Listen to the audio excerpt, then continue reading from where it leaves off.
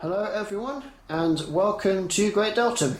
Today I would like to introduce the beginning of my new layout.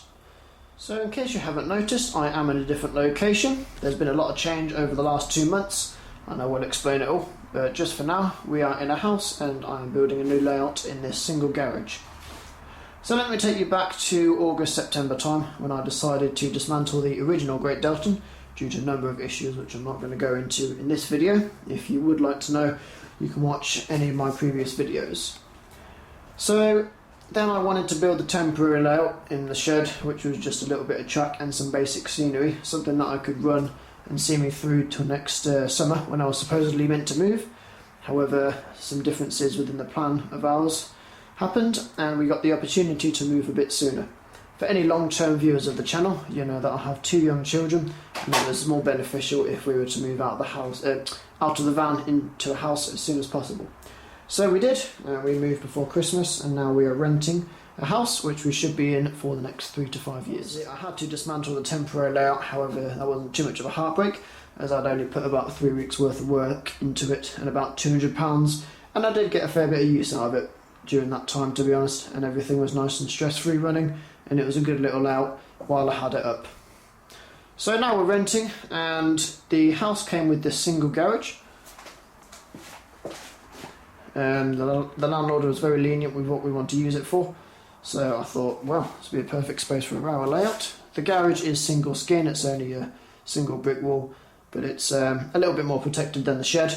It measures 2.5 metres wide by about 5 metres long, and I can just get it up. It's probably about a foot short of the door because it's one of the in-swinging doors, and I've measured it perfectly to allow it not to catch on the layout. So in terms of the space compared to the old layout, it's about 2.5 times the size of the shed, so I've got a lovely big space to work in now. I always knew that I would be renting before we bought a house going from a static. That's just what we had to do. I wasn't sure whether I'd be able to find a house which would allow pets and have this large space for a layout. It's always something that we were looking for when we were searching for houses, and I'm just glad that we've got it. I always considered doing a coffee table layout or a small end-to-end exhibition sort of shunting layout. However, I do prefer the oval. I like just watching the trains, just press and go rather than any layout operation. So to have this space is really quite lucky, and I'm just looking forward to getting going with it really. It's a lovely, nice big space and I should be able to get a layout which I'm excited to work on and that I can fit a lot on. In terms of the detail, we are going to be here probably maximum 5 years before we buy a house, so I'm not going to go as detailed as the original Mark I Great Deltan. However, I'd like to put a little bit more detail in than the temporary layout. I can tell you now it's going to have 4 tracks, station and a little bit of countryside, and that's pretty much going to be it. So it's going to be a bit bigger and a bit more sort of involved than the temporary layout, as I want to get it done sort of within 1 to 2 years, but it's not going to be like the original Great Deltan with detail everywhere and God knows what else. So that's just where we're at the minute. We moved in on November the 16th and I've been building this baseboard gradually. It's nearly finished. It's 3/4 of the way around with the framework. I've got to do this section here and then just finish it around the corner. It's just your basic oval layout, and it fills pretty much most of the garage, and obviously it's just a foot short of the door. The way I built the baseboard is I have drilled all these uprights into the wall using some raw plugs, and then I've attached cross beams to those, and then these come forward, and I've got some at the front as well. This section here is for a specific cutout which I had planned in my head. I'm not completely starting with a blank canvas. There are some things that I know I want to do, and for example this and this drop down area over here are 2 features that I wanted to include. But that's just your basic baseboard structure. It's all made of softwood, it's all from sort of home base, and then I'll be topping the layout with some MDF because plywood is a lot more expensive and I've never really had much trouble with MDF. I've got a few more cross beams in, a bit more bracing than the old layout, so any warping that the old layout suffered from shouldn't be too bad in here. I'm going to be using 12mm MDF, so it's nice and thick, and then it should be a lot more readily available and a bit cheaper to board the layout because there are quite a few boards. The way I've done the the framework, why do you keep going out of focus? The way I've done the framework is so I can fit everything underneath that I store in the garage, sort of personalised. So I've got space for the ladder, and then I've got some railway boxes. Under there's the compressor and the mitre saw when I'm finished with it. And then I've got my music equipment. In there is all the stock at the minute, but that's going to be replaced with some sort of filing tray system, as it's just some chest of drawers at the minute with not much protection and a fair bit of movement inside there. So the only thing I've got left to do in here on the framework is finish this section and then make space for the tumble dryer, which is coming in here, and hopefully the humidity won't affect it too much as it is a condenser dryer. Once I've finished the initial framework, I'm then going to put all these sockets and lights in, and I'm going to put a DCC bus in, a lighting bus. I've got my capacitor discharge unit bus wire which I'll put in, and then I'll be ready to board it. And then after that we've just got some back scenes to do, and I think I'll be ready for track laying then. So there's a fair bit to do before we can start thinking about pushing a track bin into the boards, but there's hopefully I'll be finished with the baseboard sort of end of January time in preparation for some track laying in the springtime. So just for a quick size comparison, this is the 4-length Pendolino laid out on some of my Kato track from the Class 800 sets, and that is about 1/3 of the total length of the garage.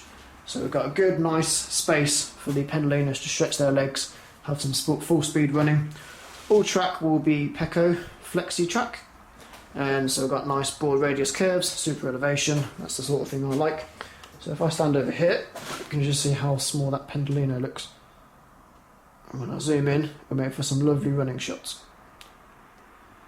While I got you over here, you may notice that I've had quite a few new additions of stock to the layout. I'll just talk you through those quickly. We have a Grand Central HST. We have 2 Intercity HSTs. I'll talk you through why I've got those, as that's not my region or era really. We have a Wrexham and Shropshire Class 67 Mark III set and DVT. And then I've managed to find an extra standard class Mark III as well, so to make up a 5-coach rake, which wasn't often seen on the network but still prototypical. We have an East Coast HST in full with all the correct coaches, and then something a bit different. We have the LNER, well the ex-LNER A3 set with some Grizzly Mark 1s. This will be good for charter trains, and it will look rather good on the sort of style of curve that I'm doing. And then we have a East Midlands HST in full as well. And then we have the new KMS Railtech sleepers. I have 6 sets of the first ScotRail coaches, and then I've got 5 sets of the D-branded ones and 1 set of the teal Mark 5s. This will be to make up a prototypical set before the Mark 5 coaches came in. And then I've also got the Mark 2s, which I had done on the Electro Rail vinyls quite some time back to make up the full 16 coach rake. As you can tell, there's quite a difference in colour between the vinyls and the actual coaches. So a little bit disappointing, but at least I can make the full rakes. And hopefully one day, KMS might bring out the Mark 2s to go with. We've got a Class 86 network rail set, and then another comparison between the vinyls and the depot sleepers. And then there's also been a few other little bits of stock which I won't talk through as there's too much of it. So back to this, obviously you might be thinking, well, I've got a sort of 1980s train nowhere in my region on the layout. Well, I've recently taken quite a liking to HSTs, and I made it my personal mission to collect every single DAPL HST that has ever been released in full with all the coaches. Hence why we've got the Grand Central, the East Coast and the East Midlands. I think I'm up to about 8 full HSTs at the minute, so we're making progress, but got to stop for now as it gets a bit expensive. So I've got these sets. I found them on someone who was selling them on Facebook, as they are quite rare. So we've just got to get some more coaches for those. And that's pretty much it on the stock situation. So that's all for today. I just wanted to give you an update of what's been going on and where we're at. Hopefully this will be something that a lot of you will be interested to follow, as I can sort of apply what I've done on the previous layouts but on a much bigger scale. So hopefully we've got something a bit exciting to look forward to here. Thank you for joining me today. The next video probably won't be till gone January when I finish the baseboard and we can start looking at a layout plan. There's a lot more work to do still, as I said, with lighting, wiring, and obviously I've got to finish off the framework and the boards. But thank you for watching today, and I will be back with something a lot better and a lot bigger. So stay safe, and it's goodbye for now.